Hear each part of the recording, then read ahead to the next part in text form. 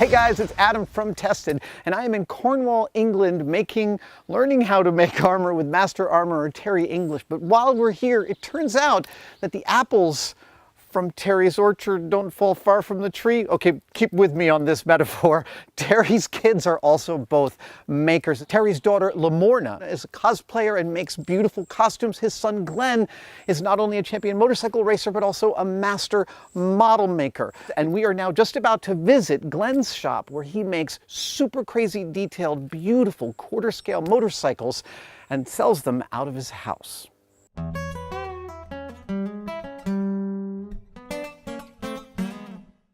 Okay, Glenn, so this is an example of the work that you do. Yeah. Well, tell me what this is. Right, this is a 1971 Envy Augusta 500 three-cylinder, and it's in quarter scale. 1/4 scale. Yeah. And you scratch built every last piece and part of this. Yeah. Every nut and bolt, every... Well, I didn't make the nuts and bolts, I bought those in. But apart from the nuts and bolts, everything is handmade. You spoke the wheels yourself? Yeah, no, it's no computers, no 3D printers. It's completely made in the shed using old-fashioned tools. That's what I do. Unbelievable. How many of these? How many of these are you going to end up making? This is an addition, is that right? 19. 19. Make 19. That's it. I've got other projects as well. People want me to do so. Yeah, but I'll get to that, but I've already got quite a few to make. And this isn't the first motorcycle that you've built. This is the third, is that what you said? Yeah. In this scale. In quarter scale, yes. All right, so can we take a walk through some of the processes you use? It's not just casting, it's not just carving, it's everything. So everything, yeah. Walk me through some of the pieces and parts of this model and how it gets put together. Okay, well, first of all, I always start off making the engine. Okay. That's the first part, because everything is centered around there. So it's like, this is the original crankcase that I made for the engine. So I started off, that's copper plates. So I came out one evening when I wanted to do it, and I just cut the profile out of that engine and just built those up. And by the end of the evening, I had the sump made. And then obviously, next process is to put the bottom of the crankcase on. So this is, once you have this, you cast this in silicone. And then I take a silicone mould from that. Right. And then that's obviously cast up with like magnesium powders, and you get the magnesium effect on it as well when you buff it up. And then, so we have lots of castings here. And when you're finished, so there's cast pieces in here, cast resin, and there's white metal. Is that the process? Yeah, we have a bit of white metal. Yeah, we have a bit of white metal in there as well. My goodness. And then the clutches, obviously, that's copper plates. That's how they were. The original bike was... And those are actual copper plates? Yeah. So you're actually... There's copper plated, yeah. Wow. You're insane with the grounding wire there. Yeah, it's got all that. And you'll make 19 of these, but when you're all done. I've got 3 here. These are going out as soon as they're finished. And this is... Carburetors. Yeah. Look at this. Yeah, these will just go. I'll just do it this way. These will just go on there like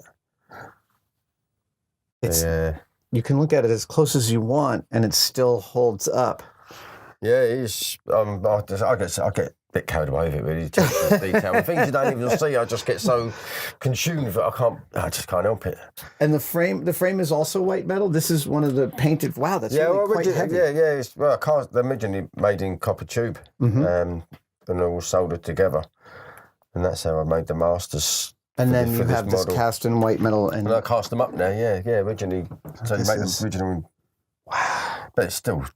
Hell of a lot of work. It's still a lot of work just to put... solder it all together. And they're bolted. I can see they're bolted in some places, and then you've got your tapping holes to actually attach stuff in here. So it's effectively you're rebuilding this motorcycle from scratch. Yeah, for sure. Yeah. I mean, it's almost the same, except that the engine doesn't run. The only hardest bits is getting the information to make, the bikes are so rare. There was only a handful made back in the day, but there was obviously a works bike at the factory run. But there was a batch of about, wasn't many, a handful were made a few years back. And a good friend of mine, Ed, that I race, he's one of his bikes for, he bought one. And so I used that as a reference as well. So do you spend how? But I'd already started making this when he bought that bike, and then I realised I I had to redo loads It of it. must have 'cause I been hadn't got it scary to quite measure. right. Like, so you measured it, and there were things that were wrong, and you had to change those. Yeah, there was a couple of bits where I didn't quite get the right. Didn't quite get right, but that was good that he bought the bike but none would have probably known. But I knew that was the difference. I feel you. When you yeah. measure something and it's slightly off, do you think, oh, that's probably okay, Yeah. and then you think about it overnight, and you're like, one of the main problems with this bike is because every time Envy Augusta made one, I think they made about the 2 a year. Went to Agostini, then the teammate. Every time they made one, they made it slightly different because they're all hand built. Right. So there is no definitive one that's exactly correct. So you just they're have all to slightly choose. different. Yeah. So you have to pick a bike and just get it completely right. Oh my God. Because they're all different. Only slight differences, but there was differences. I want to talk about the wheels because I'm really amazed that the wheels have the hub. They're hubs and spokes. The spokes are actually done by hand. Can we? Yeah, I build them all up by hand. Yeah. Yeah. Well, I have a jig like this here. Right. Obviously, this is, and we have the hub. These are the only bits that are CNC machined. These are what my friend Ed does for me. The outer, the rim and the hub. He makes the rim and he makes the hub for me. Okay. And we just. So the jig helps you keep the two parts in orientation while you're putting the spokes So you in. put that on there, then you obviously put this bit on. Yeah. Oh. And then where's the rim? We had a rim here. What we were just doing There there. you go. So we put it in place like that. And so then we you get the sit there spokes. with the spokes. Yeah, here we go. Oh my You goodness. hold that a second. All right. And then we have to. Look at this. You've even etched in the actual text on the rim. That's crazy. So we have to bend the ends over like this. And then we get. These are the little nipple bits. This is just a rough idea of what we do. Yeah. So we kind of have to push that through here. And then that one goes in that'll and go locks through in. there. And this is exactly We'll just how. stick it through there. So this is precisely how a real motorcycle wheel is built. Yeah, it's exactly how it's done. Yeah, so you have to learn how to build wheels. This is another trade you got to do. This is hundreds and hundreds and hundreds of hours to put all these together. It's a lot of hours. Most of it's spent in research, really. Like making them there. It still takes me a long while to make one. Yeah. But it's the research and making all the original patterns that took forever. But every bit was made in copper and brass and soldered and filed And you also use I saw a vacuum former in the other room. vac former. Yeah, that's just I only use that for the screens. Oh, for the windscreen. Just for the clear perspex screen. All right. That's the only bit that's vac formed on it. Lovely. And then is this fiberglass? Yeah, the fair in there. Yeah, we have a. There's a. Yeah, it's all hand laid up fiberglass. There's one there that I took out this morning. Oh. So that's all. But it's like it's really to scale as well. But then I'm looking at this final one, and you've actually lined it. Yeah, that one And there. you've got rivets in there. It's got the metal ridge around the edge. That's how they were. So you're detailing And it's got stuff that most rivets. people are never even going to see. It's got about 200 rivets around that. Yeah. Oh, and here's the Speedo. Rev canter. Sorry. Engine speed. Yeah. And of course, then we have the part of the boat. That's handmade. That's hand beaten. Wait a minute, I recognize this Yeah, you kind of did, yeah, work. This is the sort of stuff your dad does. That's the stuff. Yeah, where do you think I got it from? Hammered aluminum. Yeah, that's how it was. And the originals were done like this. Wow. And that's the one that we were doing just now, which will go on there. As you can see, it needs a little bit more work, but Glenn, I'm tired and thrilled just thinking about it. Yeah. It's the same as the original one, just in quarter size, and So you can't ride this one. I love this in this shed, which reminds me of at least half a dozen of my shops over the years. You're using every single process I can possibly think of that is model making. From white metal, silicone casting, fiberglass layup, machining, hand assembly. Painting. You're doing rubber casting. So how do you do the tires? The tire, this is your tire master. Yeah, that's the master. Yeah. But Okay, obviously, I turned that up on a lathe. Yeah. How'd you do the treads? The treads, yeah, they're difficult. Obviously, put the lines. Yeah. They go in on the tread, but or actually tread pattern, the zigzags. Yeah. I did that with a chisel. Oh my God. Just sat there with a chisel. Yeah. Chisel and a scalpel, mate. You're a better man than I am. But you only got. Oh my no, God. No, you've only got to do that much. You can do that in half an hour. That bit there. And you can do that. You just do that. Just do a half hour a day. Yeah. Just do that. And then do that bit. And then by the end of the week, half hour a day, you've got it done. And then you cast them in rubber, and that's it. Yeah. Is that a silicone? It's even got the lettering on the seats. It's Dunlop Racing. Oh, wow. How do you do that? That's just done with applique? Yeah, just to get my friend at the sticker shop. Yeah, makes the stickers and you stick it on the master. Oh, right, and it comes out in the mould. Amazing. And then make a 2-piece mould. Yeah, and make them in silicone. Sounds easy, but it took a long time. Took a lot of failures. Yeah. To get there. Yeah. In the end. Well, when I tried to get those done. I did try and get them done, but the best way is just get them done right, doing myself. It just has to be. What I found. Yeah. I mean, also spokes like this, they don't come off the shelf. You have to. No, I had to get those made. You have to have these made. I had to have it was minimum order of 8,000.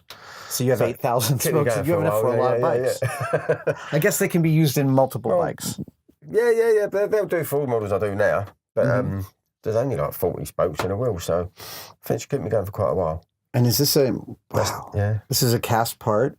Yeah. But then I see these little bolts are real. Yeah, little bolts, get all those, buy those, I don't make them. These tiny little hex head.